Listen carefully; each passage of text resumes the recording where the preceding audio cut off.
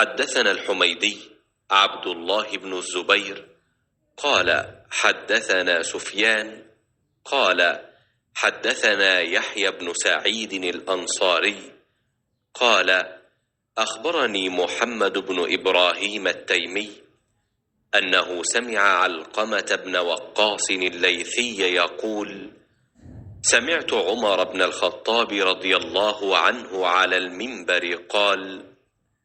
سمعت رسول الله صلى الله عليه وسلم يقول: إنما الأعمال بالنيات وإنما لكل امرئ ما نوى،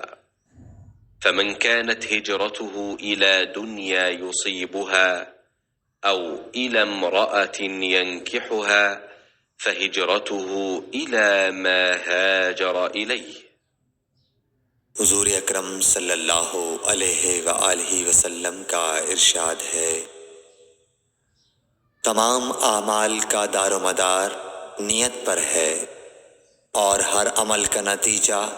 हर इंसान को उसकी नियत के मुताबिक ही मिलेगा। बस जिसकी हिजरत दौलत दुनिया हासिल करने के लिए हो या किसी औरत से शादी की गरज से हो,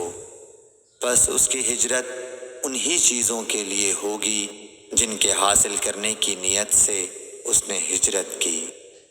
सही बुखारी हदीस नंबर 1।